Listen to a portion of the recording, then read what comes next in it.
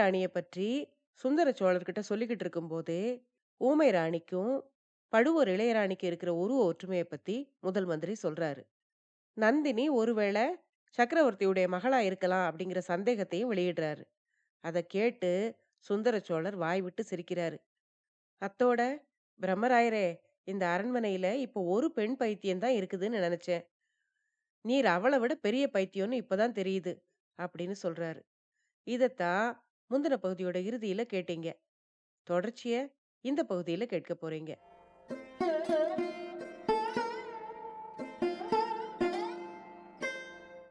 அனைவருக்கும் வணக்கம்.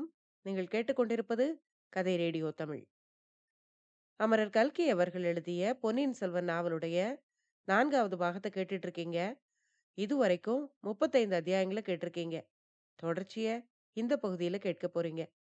கதை ஆரம்பிக்கிறதுக்கு முன்னால சேனலுக்கு வந்திருக்கிற எல்லாருக்கும் என்னுடைய அன்பான வரவேற்புகள். இப்ப வாங்க கதைக்குள்ள போகலாம். அத்தியாயம் 36 பின்னிரவில். சுந்தர சோழரின் சிரிப்பு ஒலி கேட்டுக்கொண்டிருக்கும் போதே பெண்மணிகள் அங்கு வந்தார்கள்.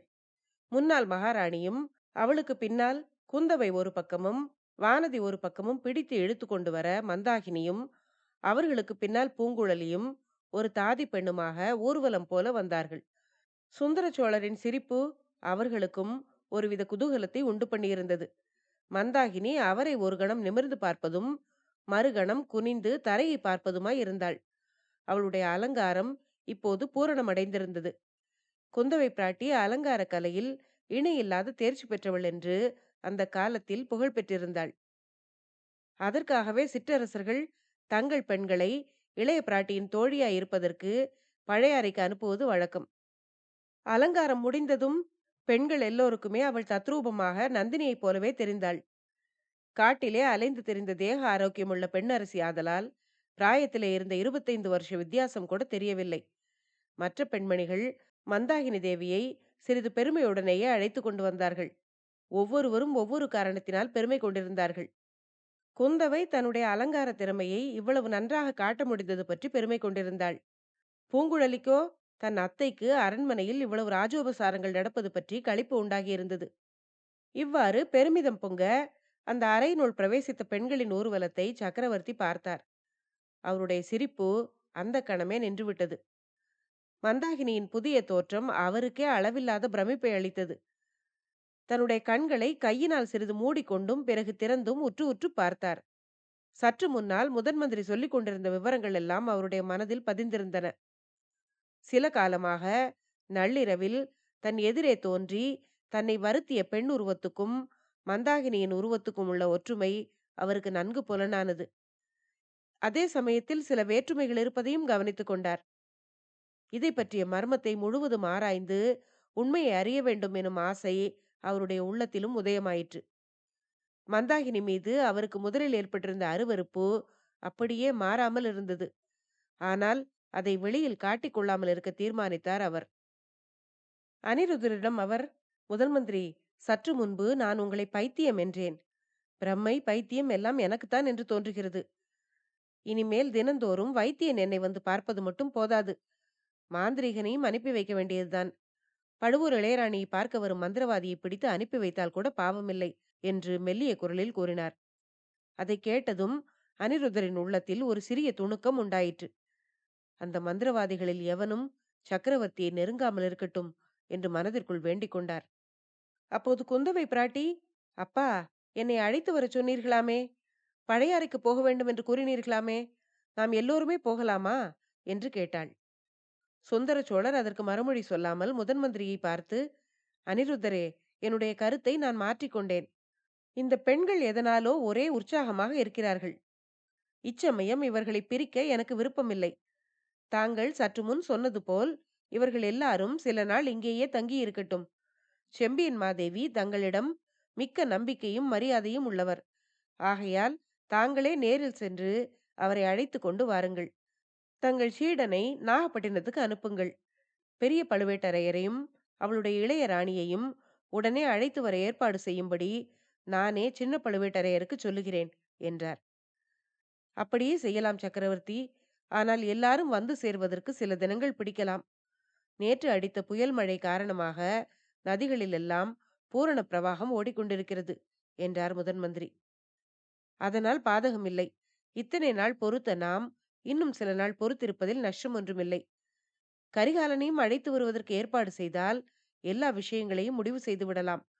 அவன் இன்னமும் வருவதற்கு மறுத்தால் நானே புறப்பட்டு போக வேண்டியதுதான். அதை பற்றி பிறகு பேசிக் கொள்ளலாம். நீங்கள் நாளைக்கே சென்று பெரிய பிராட்டியை எப்படியாவது கையோடு அழைத்து வாருங்கள். போகும்போது புயலினால் கஷ்டத்திற்குள்ளான மக்களை பற்றியும் கவனியுங்கள். நம்முடைய குடும்ப விவகாரங்களில் கவனம் செலுத்தி அந்த முக்கியமான காரியத்தை நாம் மறந்தே விட்டோம் என்றார் சக்கரவர்த்தி. இல்லை பிரபு, அதை நான் மறக்கவே இல்லை. எல்லா காரியங்களும் சரிவர நடைபெறும். தாங்கள் நிம்மதியாயிருக்கலாம் என்று சொல்லிவிட்டு முதல் மந்திரி விடை பெற்று சென்றார். அன்றிரவு சுந்தர சோழர் உண்மையிலேயே இத்தனை காலமும் அனுபவிக்காத நிம்மதியை அடைந்திருந்தார். கரையர் குலத்து மந்தாகினி இறக்கவில்லை எனும் செய்தி உண்மையாகவே அவருடைய நெஞ்சில் வெகு காலமாக குடிகொண்டிருந்த ஒரு பெரும் பாரத்தை அகற்றிவிட்டது. அருள்மொழிவர்மன் நாகைப்பட்டினத்தில் இருக்கிறான் என்ற செய்தியும் அவருக்கு ஆறுதல் அளித்திருந்தது. சூடாமணி விகாரம் மிக பலமான கட்டிடமாதலால் அதில் உள்ளவருக்கு அபாயம் ஒன்றும் நேருவதற்கில்லை என்ற தைரியமும் அவருக்கு இருந்தது. பழுவூர் இளையராணி அவருடைய புதல்வியாயிருக்கலாம் என்று அனிருத்தர் குறிப்பிட்டதை நினைக்க நினைக்க அவருக்கு வேடிக்கையாயிருக்கிறது. இது சக்கரவர்த்தியின் முகத்திலும் அடிக்கடி குறுநகையை உண்டாக்கியது.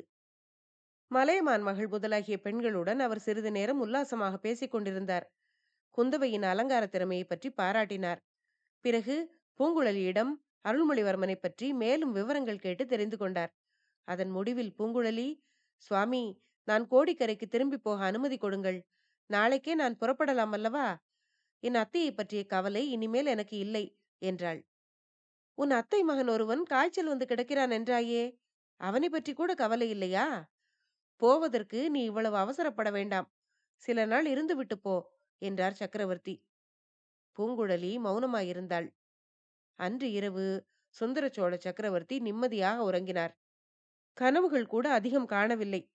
கண்ட கனவுகளும் இன்பமான கனவுகள்தான். அவருக்கு பக்கத்து அறையிலே படுத்துறங்கிய அரண்மனை பெண்டிர்களும் நிம்மதியாகவே தூங்கினார்கள்.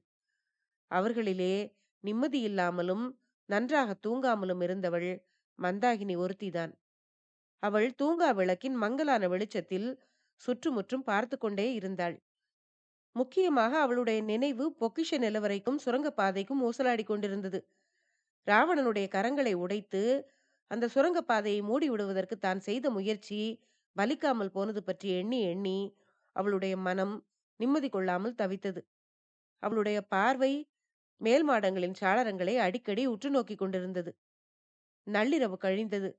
பின்னிரவு தொடங்கியது. 3வது ஜாமம் ஏறக்குறைய முடியும் நேரம் ஆகிவிட்டது. அப்போது மேல் மாடத்தின் சாளரம் ஒன்றில் ஒரு தோற்றம் அவளுக்கு தென்பட்டது.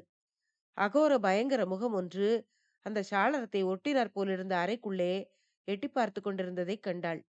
அந்த முகம் இன்னாருடைய முகம் என்பது ஒருவாறு அவளுக்கு தெரிந்துவிட்டது.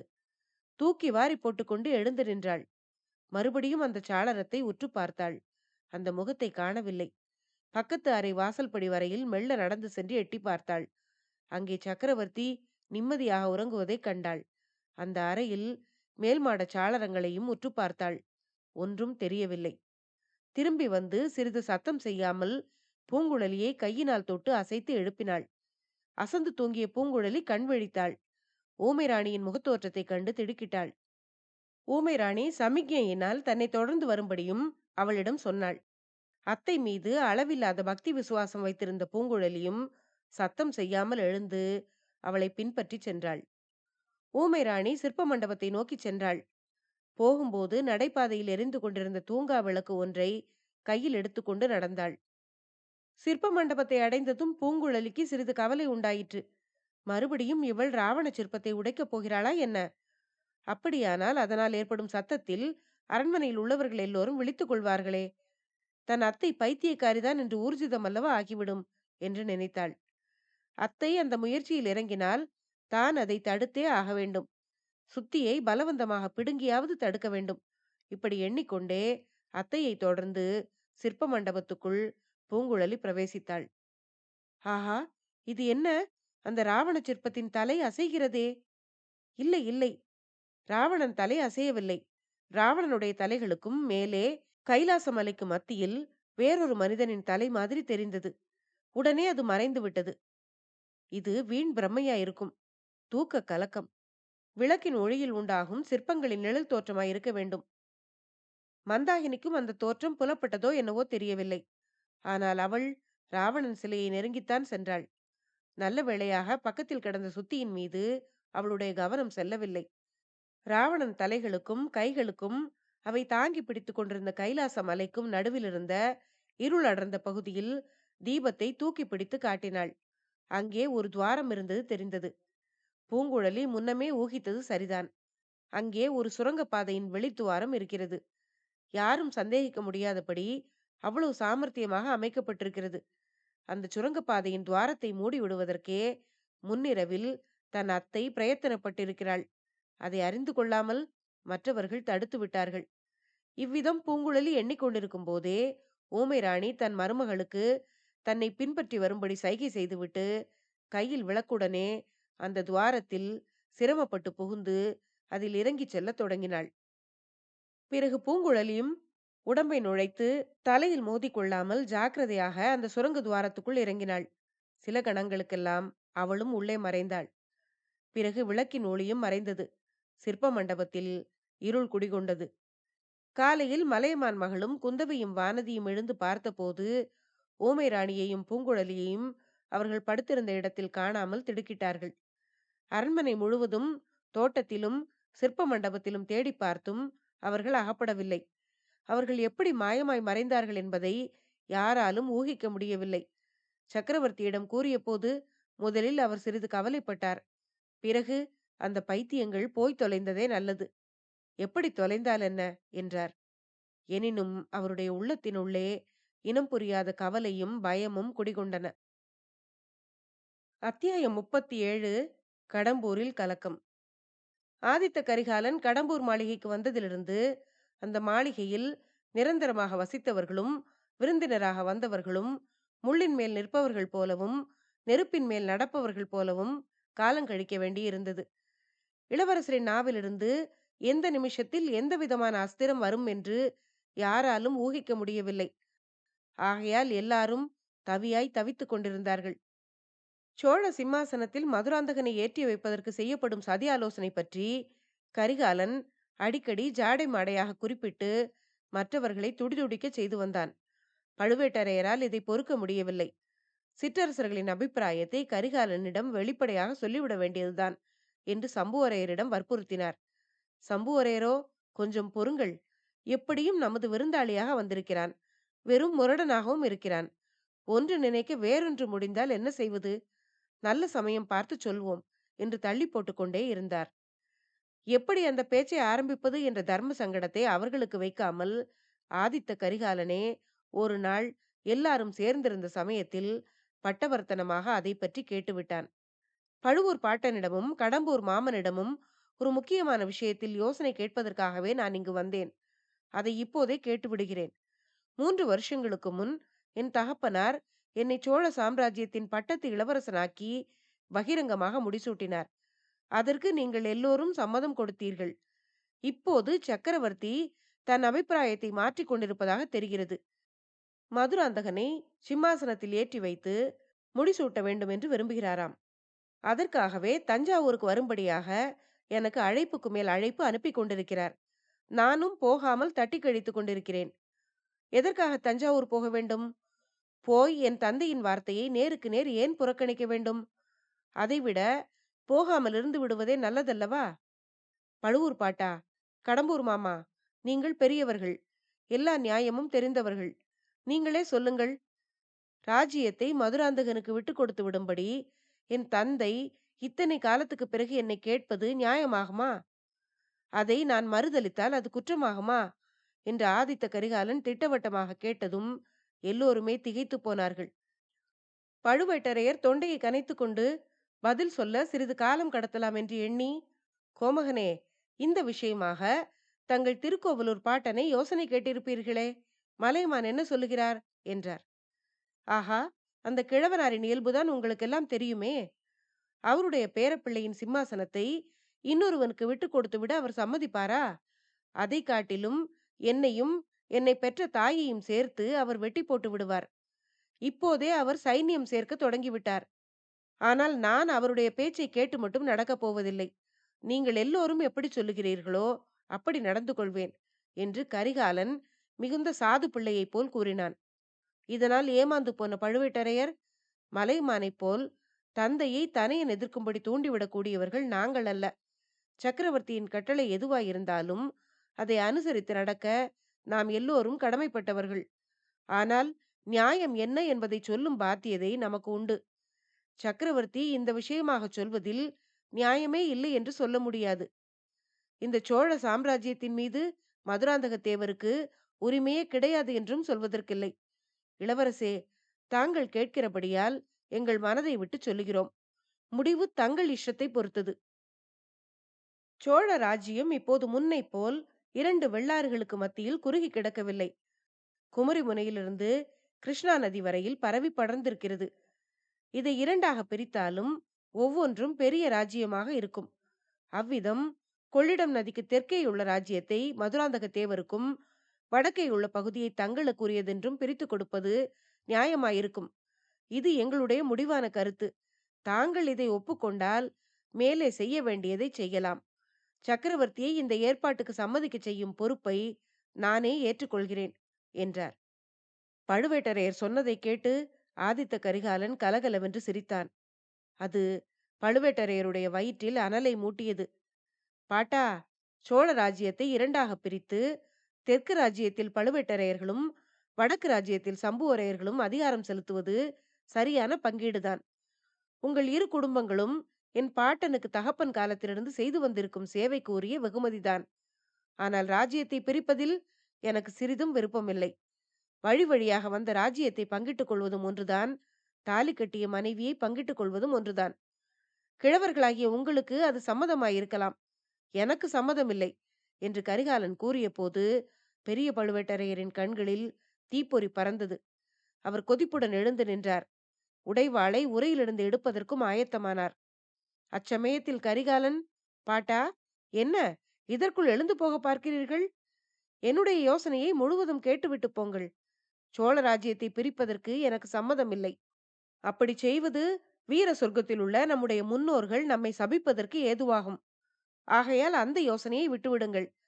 இந்த பெரிய சோழ ராஜ்யம் முழுவதையும் மதுராந்தகனுக்கே விட்டு கொடுத்துவிட நான் ஆயத்தமாயிருக்கிறேன். ஆனால் அதற்கு ஒரு நிபந்தனை இருக்கிறது. வடதிசையின் மீது படையெடுத்துச் செல்ல 3,00,000 போர் வீரர்கள் கொண்ட சைன்யம் எனக்கு வேண்டும். சைன்யத்துக்கு வேண்டிய தளவாட சாமான்களும் சாமக்கிரியைகளும் 1 வருஷத்துக்கு உணவுப் பொருட்களும் திரட்டித் தர வேண்டும். கடலில் செல்லக்கூடிய 300 பெரிய மரக்கலங்களும் வேண்டும். பார்த்திபேந்திரனை கப்பல் படை தலைவனாக்கி கடலோரமாக வரச் செய்துவிட்டு நான் தரை மார்க்கமாகவே வடநாட்டின் மீது படையெடுத்துச் செல்லுவேன். கங்கை நதியின் முகத்துவாரத்தில் நானும் பார்த்திபேந்திரனும் சந்திப்போம். பின்னர் மேலும் வடக்கே போவோம். என் குலத்து முன்னோன், என் பெயர் கொண்ட கரிகால் வளவன் இமயமலை மீது புலிகொடியை நாட்டினான் என்று கவிஞர்கள் பாடி வைத்திருக்கிறார்கள். என் முன்னோர் சாதித்ததை நானும் இப்போது மறுபடியும் சாதிப்பேன். என்னுடைய வாழ்வலி கொண்டும் எனக்கு துணை வரும் வீரர்களின் தோள்வலி கொண்டும் கிருஷ்ணா நதிக்கு வடக்கே நானாக கைப்பற்றும் நாடுகளுக்கு நான் சக்கரவர்த்தியாவேன். அன்றி போரில் மடிந்தால் சோழ குலத்தின் வீர புகழை நிலைநாட்டினோம் என்ற மகிழ்ச்சியுடன் வீர சொர்க்கம் அடைவேன். பழுவூர் பாட்டா, கடம்பூர் மாமா, என்ன சொல்லுகிறீர்கள்? இந்த நிபந்தனையை நிறைவேற்றி தர நீங்கள் ஒப்புக்கொள்வீர்களா என்று கேட்டான். இவ்விதம் கம்பீரமாக கேட்டுவிட்டு கரிகாலன் நிறுத்தியதும் கிழவர்கள் இருவரும் திகைத்துப் போனார்கள். பழுவேட்டரையர் தடுமாற்றத்துடன், இளவரசே, தங்களுடைய நிபந்தனையை ஒப்புக்கொள்ள நாங்கள் யார்? எங்களுக்கு என்ன உரிமை? சக்கரவர்த்தியை அல்லவா கேட்க வேண்டும் என்றார். அதை கேட்டு கரிகாலன் கொதித்து எழுந்து இடிமுழக்க குரலில் கர்ஜனை செய்தான். பாட்டா, சக்கரவர்த்தியின் பெயரைச் சொல்லி யாரை ஏமாற்றலாம் என்று பார்க்கிறீர்கள்? என்னை ஏமாற்ற முடியாது. என் தந்தையை அரண்மனையில் சிறைப்படுத்தி நீங்கள் ஆட்டி வைத்தபடி ஆடும் பொம்மையாக வைத்திருக்கிறீர்கள். அது எனக்கு தெரியாது என்று எண்ணினீர்கள்? சின்ன பழுவேட்டரையர் அனுமதியின்றி யாராவது என் தந்தையை பார்க்க முடியுமா? என் தம்பியை ஈழத்திலிருந்து சிறைப்படுத்தி கொண்டு வருவதற்கு என் தந்தை கட்டளை போட்டது சக்கரவர்த்தியின் சொந்த விருப்பத்தினாலா அல்லது உங்கள் கட்டாயத்தினாலா? நாட்டு மக்களின் கண்ணுக்கு கண்ணான அருமை மகனை, வீராதி வீரனை சிறைப்படுத்தி கொண்டு வரும்படி எந்த தகப்பனாவது இஷ்டப்பட்டு கட்டளையிடுவானா? அருள்மொழியை சிறைப்படுத்தி கொண்டு வந்து கடலில் மூழ்கடித்து கொன்று விட்டதாக உங்கள் பேரில் இன்று சோழ மக்கள் எல்லோரும் ஆத்திரப்பட்டு கொதித்துக் கொண்டிருக்கிறார்கள். கரிகாலன் இப்படி கூறியதும், இளவரசே, அத்தகைய அபாண்டமான பழியை யார் சொன்னது? சொன்னவனுடைய நாவை துண்டித்து அவனையும் கண்டதுண்டமாக்குவேன் என்று பழுவேட்டரையர் அலறினார். பழி சொல்லுகிறவர் ஒருவராயிருந்தால் நீங்கள் கண்டதுண்டம் செய்யலாம். 10,000 லட்சம் 10 லட்சம் பேர் சொல்லுகிறார்கள். அவ்வளவு பேரையும் நீங்கள் தண்டிப்பதாயிருந்தால் சோழ நாடு பிணக்காடாகவும் சுடுகாடாகவும் ஆகிவிடும். ஆனால் பாட்டா, அந்த பேச்சை நான் நம்பவில்லை. நீங்கள் எவ்வளவு பெரிய வீராதி வீரராயிருந்தாலும் நடுக்கடலில் சுழிக்காற்றை வரவழைப்பதற்கும் கப்பலின் பாய்மரத்தின் மீது இடிவிழச் செய்வதற்கும் உங்களால் கூட முடியாது. அது ஒருவேளை பாண்டிய நாட்டு மந்திரவாதிகளின் காரியமாயிருக்கலாம். நீங்கள் அதற்கு பொறுப்பில்லை. ஆகையால் அருள்மொழியின் கதிக்கும் நீங்கள் பொறுப்பாளி இல்லை. ஆனால் சக்கரவர்த்தியை கேட்டு சொல்ல வேண்டும் என்று மட்டும் இனி என்னிடம் சொல்லாதீர்கள். அப்புறம் அந்த அன்பில் பிரம்மராயனை கேட்டு சொல்ல வேண்டும் என்று கூட சொல்லுவீர்கள். சக்கரவர்த்தியும் முதல் மந்திரியும் ஏதோ அந்த பட்டங்களை சுமந்து கொண்டிருக்கிறார்கள். உங்கள் விருப்பத்தை மீறி அவர்களால் எதுவும் செய்ய முடியாது. பழுவூர் பாட்டி நந்தினி தேவியை கேட்டு சொல்லுகிறேன் என்று வேண்டுமானால் சொல்லுங்கள் என்றான் கரிகாலன். இச்சமயம் கந்தமாறன் குறுக்கிட்டு, ஐயா, எங்கள் வீட்டுக்கு விருந்தாளிகளாக வந்திருப்பவர்களை என்று ஏதோ தடுமாற்றத்துடன் இறைந்து சொல்ல ஆரம்பித்தான். கரிகாலன் அவன் பக்கம் கண்களில் தீயிட நோக்கி, கந்தமாறா, இது உங்கள் வீடா? நான் மறந்து விட்டேன். கொல்லிமலை வல்வில் ஓரியின் வம்சத்தில் பிறந்த வீராதி வீரன் நீ என்பதையும் மறந்துவிட்டேன். உன் வீட்டில், அதுவும் நீ இருக்கும் இடத்தில் கொஞ்சம் பயந்துதான் பேச வேண்டும். தவறாக நான் என்ன சொல்லிவிட்டேன்? உன் வீட்டு விருந்தாளிகளை என்ன செய்து விட்டேன்? கந்தமாறா, ஏன் உன் கை கால்கள் நடுங்குகிறது? ஈழத்தில் பரவியிருக்கும் நடுக்கு ஜுரம் உனக்கும் வந்து விட்டதா? நீ ஈழத்துக்கு கூட போகவில்லையே என்றான். வந்தியத்தேவன் அப்போது, கோமகனே, கந்தமாறனுக்கு நடுக்கு ஜுரம் இல்லை. தாங்கள் பழுவூர் இளையராணியை பாட்டி என்று சொன்னதில் அவனுக்கு கோபம் என்றான். கந்தமாறன் வந்தியத்தேவனை குரோதத்துடன் பார்த்து கொண்டு கத்தியை எடுக்கத் தொடங்கினான். பார்த்திபேந்திரன் அவன் கையில் பிடித்து இழுத்து உட்கார வைத்து காதோடு ஏதோ சொன்னான். உடனே கந்தமாறன் அடங்கினான். அவனுடைய உடல் மட்டும் சிறிது நேரம் நடுங்கிக் கொண்டிருந்தது. கரிகாலன் பழுவேட்டரையர் பக்கம் திரும்பி, பாட்டா, நீங்கள் எனக்கு பாட்டன் முறை என்றால் இளையராணி எனக்கு பாட்டிதானே? அப்படி நான் அழைப்பதில் என் பாட்டிக்கும் வருத்தமில்லை, தங்களுக்கும் வருத்தமில்லை. இந்த சிறு பிள்ளைகளுக்கு எதற்காக ஆத்திரம் பொத்துக் கொண்டு வருகிறது? போனால் போகட்டும். நான் ஆரம்பித்த விஷயத்தை விட்டுவிட்டு எங்கேயோ போய்விட்டேன். என் தந்தை சக்கரவர்த்தியின் பேரில் தாங்கள் பாரத்தை சுமத்த வேண்டாம். தாங்கள் சம்மதித்தால் என் தந்தையும் சம்மதித்தார் போலத்தான். பொக்கிஷம் தங்கள் கையில் இருக்கிறது. வடபுலத்துக்கு படையெடுத்து போகிறேன் என்றால் சோழ நாட்டிலிருந்து 3 லட்சம் என்ன 30 லட்சம் வீரர்கள் போட்டி போட்டுக்கொண்டு வருவார்கள். 300 கப்பல்களை சேகரித்துக் கொடுப்பதிலும் கஷ்டம் ஒன்றுமில்லை. தாங்கள் சம்மதிக்க வேண்டும். மதுராந்தகத்தேவனும் சம்மதிக்க வேண்டும். அவ்வளவுதான். என்ன சொல்லுகிறீர்கள் என்று கரிகாலன் நிறுத்தினான். திண்டாடி திணறி திக்குமுக்காடி போன பழுவேட்டரையர் தொண்டையை மறுபடியும் கனைத்துக் கொண்டு கூறினார். கோமகனே, தங்கள் அதிசயமான விருப்பத்துக்கு நான் சம்மதித்தாலும் மதுராந்தகத்தேவரின் சம்மதம் எப்படியும் வேண்டும் அல்லவா? சக்கரவர்த்தியிடம் விடை பெற்றுக் கொள்ளாமல் தாங்கள் திக்விஜயத்துக்கு எப்படி புறப்பட முடியும்? ஆகையால் எல்லோருமாக தஞ்சாவூருக்கு போவோம் என்றார். அது மட்டும் முடியாது பாட்டா. தஞ்சாவூருக்கு போன பிறகு என் தந்தை வேறு விதமாக கட்டளையிட்டால் என்னால் அதை மீற முடியாமல் போய்விடும். பாட்டா, இந்த விஷயம் கடம்பூர் மாளிகையில்தான் முடிவாக வேண்டும். தாங்கள் தஞ்சைக்கு போய் மதுராந்தகனை இங்கே அழைத்து வாருங்கள். நமக்குள் பேசி முடிவு செய்த பிறகு தந்தையிடம் தெரிவிக்கலாம். படையெடுப்புக்கு எல்லாம் ஆயத்தமான பிறகு நான் தஞ்சைக்கு வந்து என் பெற்றோர்களிடம் விடை பெற்றுக் கொண்டு கிளம்புகிறேன். அல்லது மதுராந்தகனுக்கு இப்போதே பட்டம் கட்டிவிட்டு என் பெற்றோர்கள் காஞ்சிக்கு வரட்டும். அங்கே நான் கட்டியிருக்கும் பொன் மாளிகையில் அவர்களை இருக்கச் செய்துவிட்டு நான் புறப்படுகிறேன் என்றான். பழுவேட்டரையர் சம்புவரையரை பார்த்தார். சம்புவரையரோ கூரைமேட்டை பார்த்து கொண்டிருந்தார். அதைக் கண்டு பழுவேட்டரையர், கோமகனே, தங்களுடைய கட்டளைக்கு மாறாக நான் என்ன சொல்ல முடியும்? ஆகட்டும் என்று சொல்லி பழுவேட்டரையர் கனைத்துக் கொண்டார். மிக்க வந்தனம் பாட்டா. அப்படியானால் சீக்கிரமே புறப்படுவதற்கு ஏற்பாடு செய்யுங்கள். மதுராந்தகனை பகிரங்கமாக யானை மீது ஏற்றி வைத்து இவ்விடத்துக்கு அழைத்து வாருங்கள். அல்லது பொன் ரதத்தில் ஏற்றி அழைத்து வாருங்கள். இளைய பாட்டியின் மூடு பல்லக்கு மட்டும் இந்த தடவை வேண்டாம் என்று சொல்லிவிட்டு சிரித்தான் கரிகாலன். பிறகு கந்தமாறன் முதலியவர்களை பார்த்து, பழுவூர் பாட்டனார் தஞ்சைக்கு புறப்படட்டும். நாம் வேட்டைக்கு புறப்படலாம் வாருங்கள். வில்வித்தையில் ஒரு காலத்தில் நான் வல்லவனாக இருந்தேன். அர்ஜுனனுக்கு அடுத்தபடி ஆதித்த கரிகாலன் தான் என்று பெயர் வாங்கியிருந்தேன். 3 வருஷங்களாக வில்லை தொடாமல் வில்வித்தையே மறந்து போய்விட்டது. மறுபடியும் பழக்கம் செய்து கொள்ள வேண்டும். பார்த்திபேந்திரா, வந்தியத்தேவா, எல்லாரும் கிளம்புங்கள். வேட்டைக்கு எங்கே போகலாம்? கொல்லிமலைக்கு போகலாமா? என்று பொதுப்படையாக கரிகாலன் கேட்டான். இத்தனை நேரமும் எந்த பேச்சிலும் கலந்து கொள்ளாமல் இருந்த சம்புவரையர், கோமகனே, கொல்லிமலை வெகு தூரத்தில் இருக்கிறது. அவ்வளவு தூரம் போக வேண்டியதில்லை. வீரநாராயண ஏரியின் மேற்கு கரையில் அடர்ந்த காடு இருக்கிறது. வேட்டைக்கு வேண்டிய காட்டு மிருகங்களும் அங்கே ஏராளமாக இருக்கின்றன. ஏரிக்கரை காடு இந்த மாளிகைக்கு சமீபத்திலும் இருக்கிறது. காலையில் வேட்டையாட புறப்பட்டுச் சென்றால் இரவு வீடு திரும்பி விடலாம் என்றார். அப்படியே செய்யலாம் ஐயா. இந்த மாளிகையில் நான் விருந்தாளியாய் இருக்கும் வரையில் தாங்கள் வைத்ததுதான் எனக்கு சட்டம். தங்கள் குமாரி மணிமேகலையையும் வேட்டைக்கு அழைத்து போகலாமா? அவள் இருக்கும் இடம் எப்போதும் கலகலப்பாயிருக்கிறது என்றான் ஆதித்த கரிகாலன். எனக்கு ஆட்சேபனை இல்லை. மணிமேகலையை கேட்டு பார்க்கலாம் என்றார் சம்புவரையர். அப்போது கந்தமாறன், வேட்டைக்கு போகும் இடத்தில் பெண்கள் எதற்கு? அவர்கள் பத்திரமாயிருக்கிறார்களா என்று பார்ப்பதற்குத்தான் நமக்கு வேலை சரியாயிருக்கும். வேட்டையில் கவனம் செலுத்த முடியாது. அத்தோடு நந்தினி தேவிக்கு இங்கே துணை வேண்டும் அல்லவா என்றான். ஆமாம் ஆமாம், கந்தமாறனுக்கு எப்போதும் பழுவூர் பாட்டியை பற்றித்தான் கவலை. சரி, பெண்கள் அரண்மனையிலேயே இருக்கட்டும். நாம் வேட்டைக்கு போகலாம். நாளை அதிகாலையில் புறப்பட வேண்டும். இன்று இரவு குரவை கூத்தை சீக்கிரம் முடித்துவிட்டு அவரவர்களும் சீக்கிரமாக தூங்குங்கள். ஐயா, வேட்டைக்காரர்களுக்கெல்லாம் இப்போதே சொல்லி வைத்து விடுங்கள்.